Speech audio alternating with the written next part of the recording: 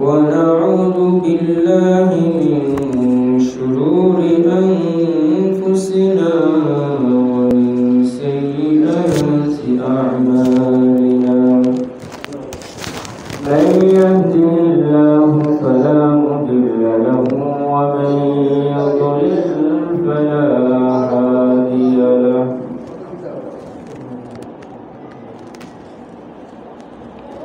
ونشهد أن لا إله إلا الله وحده لا شريك له ونشهد أن سيدنا وسندنا وشفيعنا وطبيب قلوبنا ومولانا محمدا عبد الله ورسوله أرسله الله بالحق تعالى بشيرا ونذيرا وداعيا إلى الله بإذن الله وسراجا منيرا أما بعد فأعوذ بالله من الشيطان الرجيم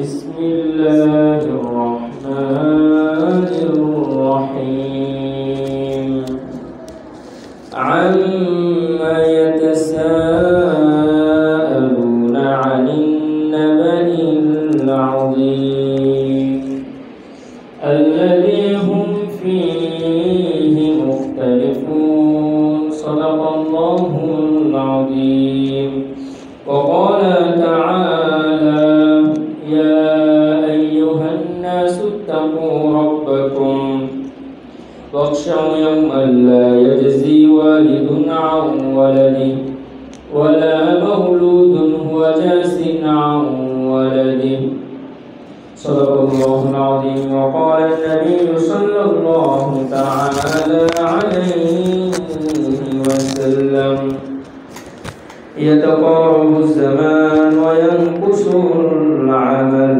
ويلقى الشح وتظهر الفتن ويكثر الهرج قالوا وما الهرج القتل وقال رسول الله صلى الله تعالى عليه وسلم لا تقوم الساعة حتى يحسر الفرات عن جبل من ذهب يقتتل الناس عليه فيقتتل من كل 199 ويقول كل رجل منهم لعلي أكون أنا الذي أنجو وقال النبي صلى الله تعالى عليه وسلم لو كان عندي أحد ذهبا لأحببت ألا يأتي علي 3 وعندي منه دينار ليس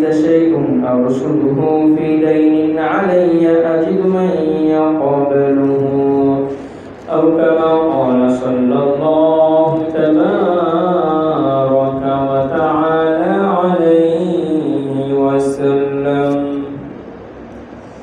ألا يمهرب إيراب يمرشاب ألا يمهرب إيراب يمرشاب দমে দমে তোর মনে তারি অনুভব দমে দমে তোর মনে তারি অনুভব আলহামদুলিল্লাহ আল্লাহ পাক রব্বুল আলামিনের দরবারে লাখো কোটি শুকরিয়া যে মহান রব্বুল আলামিন আমাদেরকে আরো একটি সপ্তাহ অতিবাহিত হওয়ার পরে মসজিদে সুস্থ সবল দেহে আমাদেরকে আসার তৌফিক দান করেছেন এজন্য একবার রবের কাছে দিল থেকে শুকরিয়া জ্ঞাপন করি আলহামদুলিল্লাহ।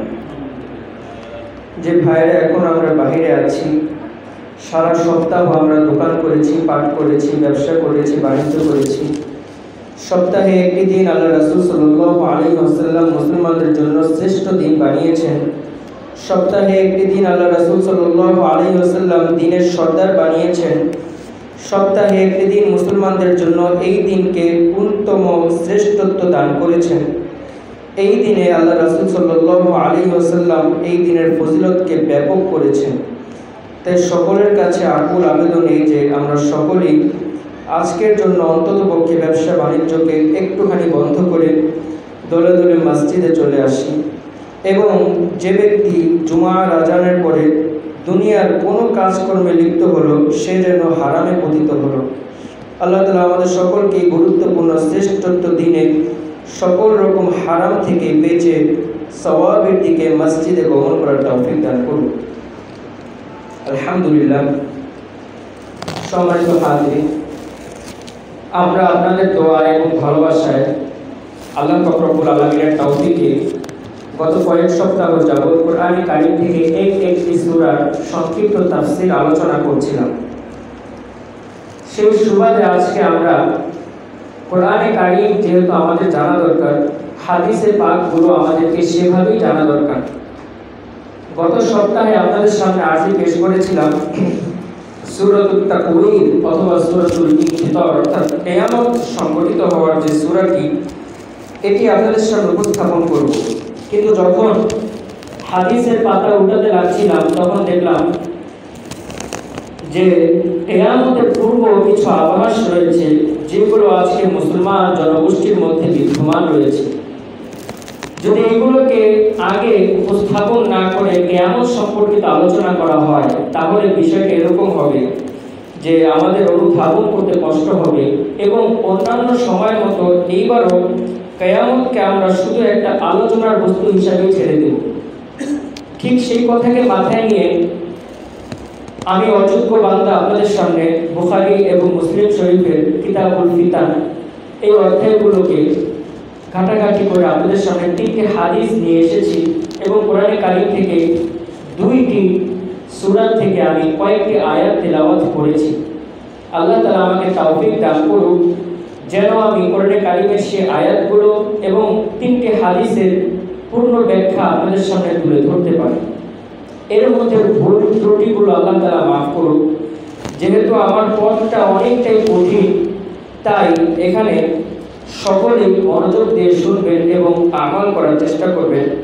ভুল ভ্রান্তিগুলো ক্ষমাস্বরূপ দৃষ্টিতে দেখবেন। সম্মানিত হাজিরিন,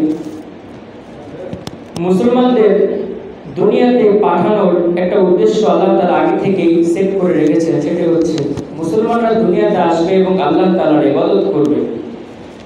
বিষয়টা তার মানে এই নয় যে শুধু ইবাদত করবে, সে খাবার দাবার কামাই করবে না, ছেলে সন্তান জন্ম দিবে না, স্ত্রী সন্তান সন্ততি নিয়ে ঘর বসতি করবে না। মূলত মুসলমানদের এই সমস্ত কিছুকে ইবাদতের মধ্যে গণ্য করা হয়।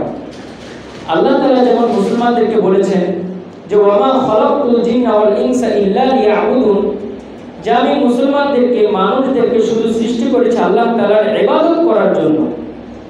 এই কথাটা শুনলে অনেক মুসলমান বিভ্রান্তিতে পড়ে যায় যে আমি যদি শুধু ইবাদতই করি তাহলে আমার ঘর সংসার বাণিজ্য এগুলো কে দেখবে। মূল কথা হচ্ছে মুসলমানদের কিছু সিস্টেম অবলম্বন করে রাসূল করিম সাল্লাল্লাহু আলাইহি ওয়াসাল্লামের সুন্নাহকে অবলম্বন করে মুসলমান জন্ম থেকে মৃত্যু পর্যন্ত যাই করে, স্ত্রী হোক, সন্তান হোক, ব্যবসা হোক, বাণিজ্য হোক, চাকরি হোক, বলকে ঘুম এবং বাজার করাও হোক, এটাও আল্লাহ তাআলা ইবাদতের মধ্যেই গণ্য করেছেন। বলেন সুবহানাল্লাহ। মূলত আল্লাহ তাআলা বলেছেন এইটা যে মুসলমান সর্বক্ষেত্রে নবী করিম সাল্লাল্লাহু আলাইহি ওয়াসাল্লামের সুন্নাহ এবং তার আদর্শ মোতাবেক কাজ করবে, বরং আমি এটাকে ইবাদত বলেছি। মানুষকে ইবাদতের জন্যই সৃষ্টি করা হচ্ছে। এর মানে এই নয় যে সে সারাদিন নামাজ পড়বে, সে সারাদিন জিকির আজকার করবে, এর মানে এই নয়। এর মানে হচ্ছে তাকে রাসূল করিম সাল্লাল্লাহু আলাইহি ওয়াসাল্লামের সুন্নাহগুলো শিখতে হবে। শিখে শিখে রাসূল করিম সাল্লাল্লাহু আলাইহি ওয়াসাল্লামের সুন্নাহ অনুযায়ী তাকে বাজার করতে হবে। সে যদি রাসূলের সুন্নাহ অনুযায়ী বাজার করে তাহলে এই বাজারটা তার ইবাদতের মধ্যে গণ্য হবে।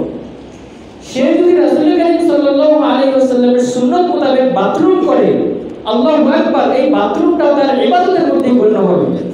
সে যদি রাসূল করিম সাল্লাল্লাহু আলাইহি ওয়াসাল্লামের সুন্নাহ মোতাবেক ঘুমিয়ে থাকে, এই ঘুমটাও মুসলমানের ইবাদতের মধ্যে গণ্য হবে। সুবহানাল্লাহ।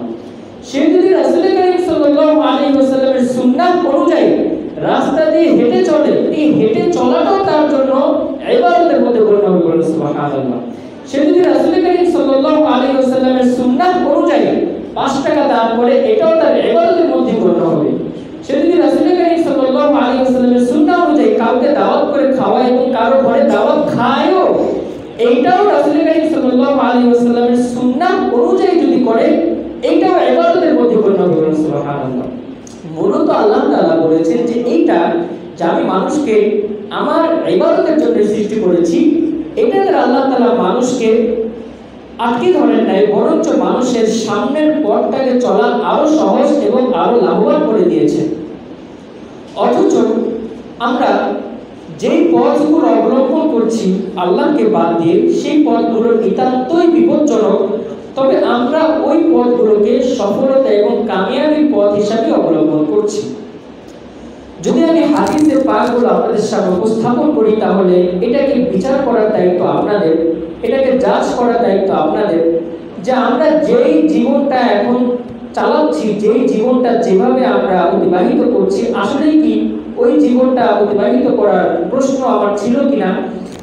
এই হিসেবে গত সপ্তাহে আমি কিছু হাদিস আপনাদের সামনে উপস্থাপন করেছি। আজকেও ঠিক ওই বিষয়ে কিছু হাদিস আপনাদের সামনে উপস্থাপন করব।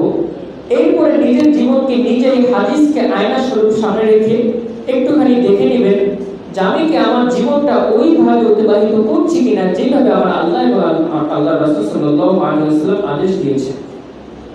বলা হয় ইসলাম যদি জানে মানা খুব সহজ, যদি না জানে মানা খুব কঠিন। যে জানে ইসলাম সে বাজারে গিয়েও ইবাদত কামেল করবে, যে ইসলাম জানে সে বাথরুমে বসে বসেও ইবাদত কামেল করবে। আর যে জানে না, যে জানে না সে মসজিদে এসেও গুনাহ কামেল করবে, সন্দেহের কোনো অবকাশ নেই। যে জানে না সে মসজিদে এসেও গুনাহ কামেল করবে, আর যে জানে সে বাথরুমে বসে বসেও নেকি কামেল করবে। ঠিক না? তো আজকে আমরা জানার জন্য বসেছি। সর্বপ্রথমে জানার চেষ্টা করছি আমি। এই হাদিসগুলো আমি আগেও জানতাম না, আপনাদের খেদমতের উদ্দেশ্যে আমি নিজেও জেনেছি এবং আপনাদেরকে জানানোর জন্য চেষ্টা করছি। খুব গুরুত্বপূর্ণ হাদিসগুলো দেখবেন। আল্লাহ রাসূল সাল্লাল্লাহু আলাইহি ওয়াসাল্লাম বলেছেন যে ইয়াতাকারাবুজ জামান ওয়া ইয়াকুসুল আমাল ওয়া ইউলকাশ শুহ ওয়া তাযহারুল ফিতান। আল্লাহু আকবার।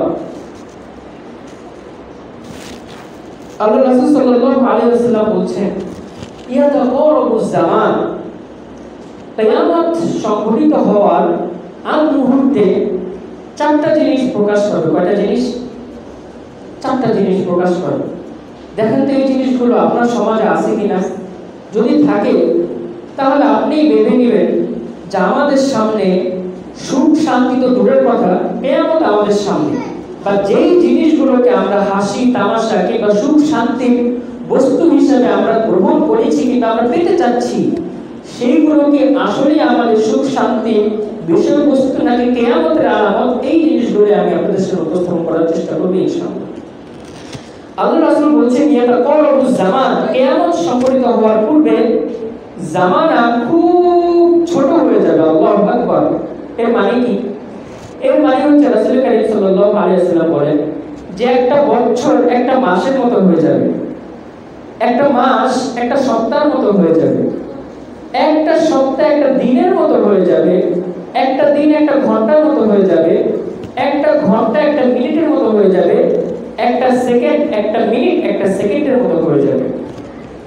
আজকে যদি আপনি আপনার চারপাশ লক্ষ্য করেন তাহলে আপনি নিজেই দেখতে পারবেন যে গত সপ্তাহ থেকে এই সপ্তাহটা চোখের পলকে কিভাবে কেটে গেল আপনি আমি নিজেও বলতে পারবো না, আপনি আমি নিজেও বলতে পারবো না। এটা হচ্ছে কিয়ামতের এক পূর্ব আভাস যে জামানা ছোট হয়ে যাবে। ইয়াতাকারাবুজ জামান, জামানা সংক্ষিপ্ত হয়ে যাবে। এবং একই তো জামানা সংক্ষিপ্ত, দ্বিতীয়ত এখানে আমরা দুনিয়ার ভোগবিলাসে ব্যস্ত থাকব, তৃতীয়ত আখিরাত সম্পর্কে আমরা উদাসীন থাকব, চতুর্থ আখিরাত সম্পর্কে আমাদের জানাশোনা জ্ঞান খুবই কম থাকবে। দেখেন কতগুলো বিপদ আমাদের সামনে, এক তো সময়ই কম, একদম সময় কম। দ্বিতীয়ত আমরা এই বিষয়টার উপরে লক্ষ্য করছি না। একের সময় কম, দ্বিতীয়ত এই বিষয়ে আমরা লক্ষ্য করছি না, তৃতীয় এই বিষয়ের উপর আমাদের জানাশোনা জ্ঞান খুবই কম, চতুর্থ এই বিষয়ের উপর আমরা উদাসীন। চারটা বিষয় যখন আমাদের একত্রিত হয় তখন আমরা বলতে পারি যে কিয়ামতের দিন আমরা আসলে খুব বিপদের সম্মুখীন হব। এক, জানি না, আবার জানার চেষ্টাও করছি না। দ্বিতীয়ত জানার চেষ্টা যারা করছি তাদের জন্য সময়টা খুব কম। তৃতীয়ত যারা জানি না বা জানার চেষ্টাও করছি না তারা এই ব্যাপারে উদাসীন।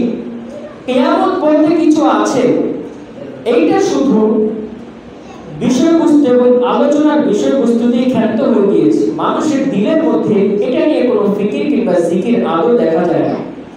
কিয়ামত এটা শুধু একটা জানা কিংবা শোনার বিষয়বস্তু। কিয়ামত খুব ভয়ঙ্কর একটা বিষয়, এতটুকুই বাস। এর বাইরে এটা নিয়ে আর কোনো আলোচনাও হয় না, জিকিরও হয় না, ফিকিরও হয় না। এটাই হচ্ছে বরঞ্চ কিয়ামতের আলামত, যে কিয়ামতের এক মুহূর্তে মানুষ কিয়ামতটাকে ভুলে যাবে এবং সময়টা সংক্ষিপ্ত হয়ে যাবে। দ্বিতীয়, ওয়ায়াকুসুল আমাল, আল্লাহু আকবার, মানুষের মধ্যে আমল খুব কমে যাবে। মানে কি? মানুষ ফতোয়া দিবে কিভাবে বিশ্বাকাত তারাবি কাটরাকাত করা যায়, আমলের প্রবণতা কমে যাবে। মানুষ বলবে কিভাবে কাজা নামাজ না পড়ে বেঁচে থাকা যায়।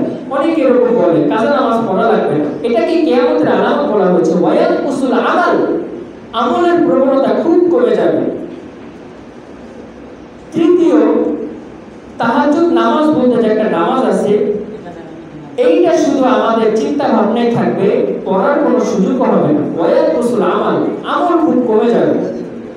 চতুর্থ, যারা একটু তাসবিহ পাঠ করে তারাও এতটুকুর মধ্যে সীমাবদ্ধ থাকবে, যেরকম তাসবিহ ফাতিমা সুবহানাল্লাহ 33 বার, আলহামদুলিল্লাহ 33 বার, আল্লাহু আকবার 34 বার, এতটুকুর মধ্যে মানুষ তাদের আমলকে সীমাবদ্ধ করে রাখবে। সামনে জানার কোনো প্রবণতা, জানার কোনো আকাঙ্ক্ষা তার মধ্যে থাকবে না। এটা কি কিয়ামতের আলামত বলে আখ্যায়িত করা হয়েছে। ওয়ায়াকুসুল আমাল, আপনারা দেখেন জুমার সময় একটা দিন মানুষ নামাজ পড়তে আসে, তাও তাড়াহুড়া করে এসে 2 রাকাত নামাজ দিয়ে দৌড়ে চলে যায়, যেমন নাকি তার এই 2 রাকাত নামাজ না পড়লে আল্লাহ তাআলার অনেক ক্ষতি হয়ে যেত। বিষয়টা এরকম বোঝা যায়, বিষয়টা এরকম বোঝা যায়। অথচ আল্লাহ তাআলা কি বলেছেন? রাসূল সাল্লাল্লাহু আলাইহি ওয়াসাল্লাম যে আপনাদের আমাদের ব্যস্ততা বাড়বে না, বরং আমলের প্রবণতা খুব কমে যাবে। সপ্তাহে একদিন নামাজ পড়বে, আবার এটাকে অনেক কিছু মনে করবে যে আমরা তো নামাজ কালাম কিছু পড়ি। যদি 5 ওয়াক্ত নামাজ কেউ পড়ে, এটাকে সে অনেক গর্বের বিষয় বানিয়ে নেবে। যদি দিনে কেউ 3 ওয়াক্ত নামাজ পড়ে, তাকেও নামাজীদের কাতারে ধরা হবে। এটা কি বলা হয়? ওয়ায়াকুসুল আমাল, আমলের প্রবণতা খুব কমে যাবে। যতটুকু থাকবে এতটুকুই মানুষের গর্বের বিষয়বস্তু হয়ে যাবে। মানে সামনে জানার সমস্ত রাস্তা সে বন্ধ করে দিল। যখন কোনো জিনিসের উপর গর্ব করা হয় তখন ওই জিনিস নিয়ে সামনে এগোনোটা কেমন যেন বন্ধ করে দেওয়া হয়। মানুষের মধ্যে যত সংক্ষিপ্ত আমাল রয়েছে এতটুকুর উপরে মানুষ গর্ববোধে লিপ্ত আছে। যে আমিও নামাজ পড়ি, আমিও কিছুটা দান করি, হজ তো আমিও একবার করে আসছি। এরকম বিষয়বস্তুগুলো যখন ঘুরে তখন নিঃসন্দেহে বলা যায় যে কিয়ামত আর বেশি দূরে নয়। রাসূল কারীম সাল্লাল্লাহু আলাইহি ওয়াসাল্লামের হাদিসকে সামনে রেখে বলতে পারি যে কিয়ামত বেশি দূরে নয়। ওয়ায়াকুসুল আমাল, আমলের প্রবণতা খুব কমে যাবে, খুব কমে যাবে। 3 নম্বর হাদিসে পাকের মধ্যে যেটা বলেছে সেটা হচ্ছে ওয়ায়ুলকাসুস শুহ, ওয়ায়ুলকাসুস শুহ, অর্থাৎ সুদ নামক যে একটা বিষয় আছে, আমি প্রত্যেক সপ্তাহে বিস্তারিত আলোচনা না করলেও একটুখানি আঁচ দিয়ে যাই। তবে আজকে আমাকে বিস্তারিত বলতেই হবে যে ওয়ায়ুলকাসুস শুহ, সুদের যে একটা বিষয় আছে, এটা এত হারে মানুষের মধ্যে প্রবল ছড়াবে যেটাকে বন্ধ করার কোনো প্রকারই থাকবে না, কোনো প্রতিক্রিয়াই থাকবে না এটাকে বন্ধ করার। মানুষ এটাকে সুখ কিংবা শান্তির রাস্তা হিসেবে গ্রহণ করে নেবে। ওয়ায়ুলকাসুস শুহ, মানুষ এটাকে সুখ কিংবা শান্তির বিষয়বস্তু হিসেবে আঁকড়ে ধরবে। মানুষ বলবে যে এই মানুষটা কামাই হচ্ছে না, আমি তাকে 5,000 টাকা দিলাম, তাহলে আমি তার উপকারই করছি। আরে ভাই দেখেন, যে মানুষটার 5,000 টাকা হাওলাত নেওয়ার মতো সামর্থ্য নাই, সে কিভাবে 5,000 টাকা হাওলাত নিয়ে পরবর্তীতে আপনাকে 10,000 টাকা রিটার্ন করবে? ঠিক না? যে মানুষটার আজকে 5,000 টাকা হাওলাত দেওয়ার মতো সামর্থ্য নাই, আপনি তার উপরে 10,000 টাকা কি করলেন? আরোপ লাগিয়ে দিলেন। আবার সমাজে সবাই বলছে এটা কি, এটা খুব উপকার করছে। আসলে কি উপকার? আসলে উপকার নয়। আমি যদি আরেকটু ভেঙে বলি তাহলে বুঝবেন। আজকে আপনি কারো থেকে 5,000 টাকা হাওলাত নিলেন সুদের বেসে, যে আগামী 1 বছর পরে আপনি তাকে 10,000 টাকা রিটার্ন করবেন। এখন দেখেন, আপনি আজকে 5,000 টাকা দিয়ে কি কি কিনলেন? একটা সেলাই মেশিন কিনলেন, এটা দিয়ে আপনি খাতা কাপড় সিলালেন। আগামী 1 বছর পরে আপনার এই 5,000 টাকা পয়সার মান সর্বদা কমতে থাকে। এটা জানেন তো? টাকা পয়সার মান সর্বদা কমতে থাকে, বাড়ে না। তো আপনি যখন 1 বছর পর তাকে 10,000 টাকা রিটার্ন করবেন, বিষয়টা এমন হলো যে 5,000 টাকার বদলে আপনি ওই যে টাকার মান যে বাড়ে, ওই বাড়তি হিসাবে আপনি যখন নিলেন তখন ছিল কম, যখন রিটার্ন করবেন তখন টাকার মান হয়ে গেছে বেশি। তো ওই হিসাবে আপনি তো 5,000 টাকা বেশি দেওয়ার বদলে কমসে কম আরো 10,000 টাকা বেশি দিলেন। সুদের ক্ষতি হচ্ছে এটা। সাময়িকভাবে প্রত্যেকটা গুণাই সাময়িকভাবে দেখলে মনে হয় অনেক লাভ, অনেক আরাম, অনেক মজা, কিন্তু যদি গভীরভাবে চিন্তা করেন তাহলে দেখবেন যে এর যে ক্ষতি আর কিছু নাই। যখন আপনি কারো থেকে টাকা নেবেন, আপনার মনে হবে যে এতগুলো টাকা পেয়ে গেলাম, পরে নিলে আমার ব্যবসা বাণিজ্য ভালো হলো, আমি তাকে রিটার্ন দিলাম। কিন্তু আপনি এই সুদটাকে রিটার্ন করতে গিয়ে আপনাকে আরেকটা সুদ দিতে হবে, আপনাকে আরেকটা সুদ দিতে হবে। কারণ আপনি যখন হাওলাতের দেনায় কর্জায় জর্জরিত হয়ে যাবেন, তখন আপনার সামনে রাস্তা থাকবে না। তখন কেউ যদি এসে আপনাকে বলে যে আমি তোমার 10,000 টাকা পুরো করে দিচ্ছি, বিনিময়ে তুমি আমাকে 20,000 টাকা দিবে, আপনি ওটাকে রাজি করে দিবেন যে তার থেকে স্মরণটা আগে বাঁচাই, তার তো 1 বছর হয়ে গেছে, তার থেকে নিজেকে আগে বাঁচাই। এই মানুষটার 1 বছর পরও দেওয়া যাবে, যার থেকে 1 বছর আগে নিছি ওইটা আগে সুদ করি। এইভাবে করতে করতে করতে করতে করতে করতে দেখা যায় কোনো মানুষ এই সুদের বেসে বড়লোক তো হয় না, বরঞ্চ ভিটা, বাড়ি, কলস, কলসি, টিভি, ফ্রিজ সব বিক্রি করে রাস্তায় নামে। এটাই গুনাহকে সাময়িকভাবে খুব মজার মনে হয়, আসলে এটা মজার নয়। গুনাহকে সাময়িকভাবে খুব মজার মনে হয়, এটা কিয়ামতের আলামত। যখন আপনি সুদের কর্জায় পড়ে যাবেন, আপনার দ্বারা নেক আমল হবে না, নেক আমল হবে না। একটা আপনি ব্যবসা বাণিজ্যকে তাদের পেছনে ঠেলে দিচ্ছেন, আপনার কষ্ট, আপনার শ্রম সব তাদের পেছনে ঠেলে দিচ্ছেন। দ্বিতীয়ত, নেক আমল থেকে আপনি পিছিয়ে পড়ছেন, নেক আমল থেকে আপনি পিছিয়ে পড়ছেন। যারা এইভাবে জীবনটাকে অতিবাহিত করছে তাদেরকে আমি বলবো, একটা ছোট মানুষ হিসাবে একটা সুন্দর উপদেশ দিব যে যত জায়গায় এরকম টাকা লাগিয়েছেন, জীবনের সমস্ত কিছু ব্যয় করে হলে ওই টাকাটা শোধ করেন। একটা শোধ করতে গিয়ে আরেকটা নিয়ে না, এটাতে জীবন বরবাদ হয়ে যায়, ছেলে মেয়ে সন্তান সব বরবাদ হয়ে যায়। একটা পরিবার, একটা সমাজ, একটা সমাজ, একটা দেশ, একটা দেশ, একটা পৃথিবী। আপনি একটা পরিবার নষ্ট হয়ে গেলে খুব শীঘ্রই একটা দেশ নষ্ট হয়ে যাবে, একটা দেশ নষ্ট হয়ে গেলে একটা পৃথিবী নষ্ট হয়ে যাবে, কোনো সন্দেহ নেই। আর এইভাবে করে করে মানুষের মাঝে ফিতনা ছড়াচ্ছে, মানুষের মাঝে ফিতনা ছড়াচ্ছে। আপনি আজকে দেখেন প্রত্যেকটা নিম্ন শ্রেণীর রাষ্ট্রগুলো বৃত্ত শ্রেণীর রাষ্ট্রগুলোর কাছ থেকে সুদের বেসে কর্জা নিয়ে তারা এই কর্জা ডুবে আছে।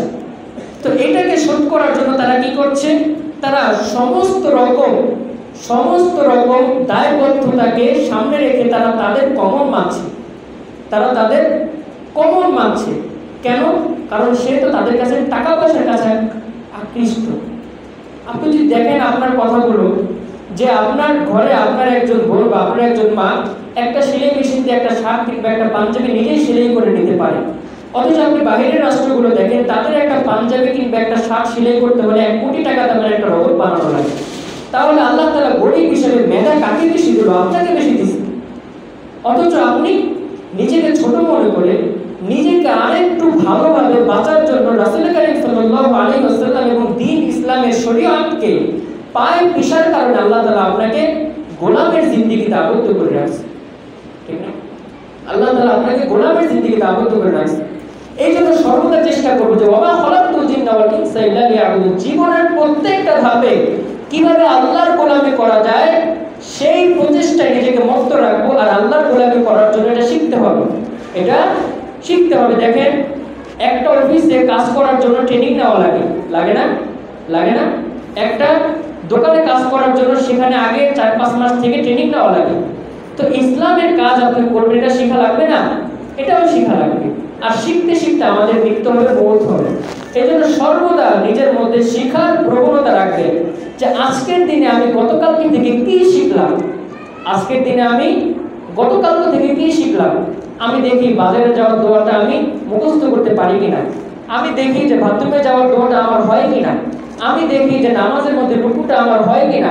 সর্বদা যদি আপনি এরকম শিখার মধ্যে থাকেন, আল্লাহ তাআলা আপনাকে সমস্ত বিষয় থেকে হেফাজত করবেন ইনশাআল্লাহ। চতুর্থ বিষয় হচ্ছে ওয়াতাহারুল ফিতান, যেটা আমি আগে বলে দিয়েছি। যখন এই তিনটা কাজ সমাজে প্রচলিত হবে তখন ফিতনা সরাসরি প্রকাশ্য পেয়ে যাবে। কেন, কিভাবে? এটা হচ্ছে ওই যে আপনি তাদের কাছে আবদ্ধ, টাকা পয়সা হাওলাত নেওয়ার কারণে তাদের কাছে আবদ্ধ, এজন্য আপনি তাদের ফিতনাগুলোকে দেখেও চোখে পর্দা ঢেলে রাখবেন। হ্যাঁ, তাদের ফিতনাগুলো দেখেও চোখে পর্দা ঢেলে রাখবেন। আর এভাবে করে ওয়াতাহারুল ফিতান, পুরো পৃথিবীতে ফিতনা প্রকাশ পেয়ে যাবে। এমন না যে ফিতনা চালু হয়ে যাবে, ফিতনা প্রকাশ পেয়ে যাবে। অর্থাৎ আপনার সামনে ফিতনা চলতে থাকবে, আপনি কিছুই বলতে পারবেন না, কিছুই বলতে পারবেন না। আপনার সামনে টিভিগুলোতে খেলা চলতে থাকবে, আপনি কিছুই বলতে পারবেন না। কেন? কারণ এইগুলো দিয়ে আপনি বলবেন যে রাষ্ট্রের অনেক উপকার হয়। এই একটা খেলায় জিতলে একটা রাষ্ট্র কোটি কোটি টাকা পায়, কিন্তু এই কোটি টাকা পাওয়ার আগে লক্ষ কোটি টাকা আপনার পায়ে ঝরা ঘাম থেকে তারা বিনিয়োগ করেছে। তারা আজকে দেখেন খেল তামাশার উপরে একটা রাষ্ট্রের কত পয়সা নষ্ট হয়। যদি এর 1/3 শিক্ষা ব্যবস্থা লাগানো হতো, চিকিৎসা ব্যবস্থা লাগানো হতো, আজকে পৃথিবীতে মূর্খ সমাজ জন্ম নিত না। আজকের পৃথিবীতে সবচেয়ে অবহেলিত, সবচেয়ে বঞ্চিত শিক্ষিত সমাজ। আপনি দেখেন, একজন শিক্ষিত সমাজের একজন ব্যক্তি 15 থেকে 16-20 বছর মেহনত করার পরে আইসি ডিগ্রি, এসএসসি ডিগ্রি সমস্ত কিছু নিয়ে যাওয়ার পরও সে কেন রিক্সা চালায়? দোষটা আমাদের। কারণ আমরা সমাজে যারা মানুষকে লুটে খেতে জানে তাদেরকে আমরা বড়দার আগ্রাসনে, বড় আসনে আমরা বসিয়ে দিই। এটা কিয়ামতের আলামত যে অযোগ্য ব্যক্তিদেরকে যোগ্যতার আসনে বসানো হবে, অযোগ্য ব্যক্তিদেরকে যোগ্যতার আসনে বসানো হবে, এটা কিয়ামতের আলামত। এখানে শরমের কিছু নাই। যোগ্য ব্যক্তিদেরকে যখন অবহেলিত করা হবে তখন সমাজের যোগ্যতাবান মানুষের লোক নেহায়েতই কমে যাবে। যখন সমাজে অযোগ্য মানুষদের কদর করা হবে তখন কোনো সন্দেহ নাই যে আপনার ঘরে আরেকটা অযোগ্য মানুষ পয়দা হবে। কারণ সে দেখবে যে কার দাম, কার মান, কার ইজ্জত, কার সম্মান, কার আরামায় সবচেয়ে বেশি। ঠিক না? আপনি তো আপনার সন্তানকে এমন কিছু শিখাবেন না যেটা শেখার কারণে তাকে মানুষের ডালে ডালে গিয়ে খেতে হয়। শিখাবেন? শিখাবেন না। আপনি তাকে এমন কিছু শেখানোর চেষ্টা করবেন যেটা শিখালে সে একটা বড় গাড়িতে চড়তে পারে, সে একটা ভালো ফ্ল্যাটে থাকতে পারে। তো ওইটা তো শিক্ষালয়ে দেখা যায় না। যারা শিক্ষিত হয় তারা তো বড় গাড়িতে চড়তে পারে না, আল্লাহ না করুক কিছু মানুষ ব্যতীত। বড় গাড়িতে চড়ে কারা? যারা বেশি পয়সা কামাই করে। যারা বেশি পয়সা কামাই করে কারা? যারা এরকম মানুষকে সুদ আর ঘুষের বেচে মানুষকে গোলাম বানিয়ে রাখে। তখন আপনিও আপনার ছেলে তো ওই পথেই নেবেন। তো সমাজে ফিতনা ছড়ালো কিনা? সমাজে ফিতনা ছড়ালো কিনা? এইভাবে সমাজে ফিতনা ছড়িয়ে যায়। বর্তমান বিশ্বে একজন বাচ্চাকে কোরআনে হাফেজ যদি বানাতে হয়, একটা বাবাকে 1000 কোটিবার ভাবা লাগে। একটা বাবাকে জীবনের সমস্ত কিছু বিসর্জন দেওয়া লাগে যে আমি একে মাদ্রাসায় দিলাম, এর থেকে 1 টাকা আমি পাবো না। এরকম মন মানসিকতা তার ভিতরে রাখা লাগে। রাখার পরে তাকে একটা ছেলেকে মাদ্রাসায় দেওয়া লাগে। যাদেরকে মাদ্রাসায় দেওয়া হয় তাদের পিতামাতা যতই গরিব হোক তাদের কাছ থেকে 1 টাকা তলব করার মতো চিন্তাও তারা করে না। কেন? কারণ সমাজের সবচেয়ে অবহেলিত। আর এটা করেছি কারা? আমরা করেছি। যারা সমাজকে সবচেয়ে নিকৃষ্টতম স্থানে নিয়ে যায় তাদেরকে আমরা যোগ্যতার আসনে বসিয়ে দিয়েছি। আর যারা সমাজকে প্রত্যেক দিন, প্রত্যেক সেকেন্ড সমাজকে আলোকিত করার চেষ্টা করে, সমাজকে সুন্দর করার চেষ্টা করে, তাদেরকে আমরা সমাজের সবচেয়ে নিকৃষ্টতম স্থানে নিয়ে গিয়েছি। এটা কিয়ামতের আলামত। অযোগ্য মানুষকে যোগ্যতার আসনে বসিয়ে দিয়েছি কারা? আমরা। আমরা অযোগ্য মানুষকে যোগ্যতার আসনে বসিয়ে দিয়েছি। এর দ্বারা কি হয়েছে? ওয়াতাহারুল ফিতান, পুরো পৃথিবীতে ফিতনা প্রকাশ পেয়ে গিয়েছে, ফিতনা প্রকাশ পেয়ে গিয়েছে। এরপর রাসূল করিম সাল্লাল্লাহু আলাইহি ওয়াসাল্লাম কি বলেন যে যখন আপনারা এই কাজগুলো করবেন এর রেজাল্টটা কি হবে? এর রেজাল্টটা হবে যে ওয়ায়ুকসারুল হারাজ, আল্লাহু আকবার, যখন এর প্রবণতা বেড়ে যাবে তখন পুরো পৃথিবীতে ফিতনার পরের রেজাল্ট কি হবে? ফিতনার পরবর্তী রেজাল্ট হচ্ছে পুরো পৃথিবীতে হত্যা আম হয়ে যাবে। আল্লাহু আকবার, কতটা আম হয়ে যাবে, কারণ সবাই যার যার নিজের রাস্তায় চলতে থাকবে, শিক্ষা বিষয় কোনো কিছু থাকবে না, তার সামনে গণ্ডি, তার সামনে বেড়া, কোনো কিছু থাকবে না, সীমা বলতে সে কোনো কিছু মানবে না, সে তার নিজের অনুগত অনুযায়ী চলতে থাকবে, আর তখন সামনে যে আসবে তাকে কতল করে সরিয়ে দেওয়া হবে। ওয়ায়ুকসারুল হারাজ, হত্যা বেড়ে যাবে। রাসূল করিম সাল্লাল্লাহু আলাইহি ওয়াসাল্লামকে সাহাবারা জিজ্ঞাসা করে, ইয়া রাসূলুল্লাহ, হারাজ আবার কি? হারাজ আবার কি? হারাজ হচ্ছে কতলুন ওয়া ইউকতালু কতলুন, একজন আরেকজন এমন ভাবে কতল করে দেবে যে সে জানি না কি জন্য কতল করে দেওয়া হয়েছে। গত সপ্তাহে যখন আমি আপনাদের সামনে কিয়ামতের আলামত সম্পর্কে আলোচনা করেছিলাম, এই শব্দটা আমি সবার শেষে দেখেছি, এই হাদিসের মধ্যে আমি এই শব্দটা সবার শেষে দেখেছি। তো ওয়ায়ুকসারুল হারাজ, কতলা আম হয়ে যাবে। তো যেটাকে আপনারা শান্তি এবং সুখের বিষয়বস্তু হিসেবে গ্রহণ করেছেন সেটা হচ্ছে নিজের গলায় নিজের ছুরি ধরার বিষয়বস্তু, নিজের গলায় নিজের ছুরি ধরার বিষয়বস্তু। এবং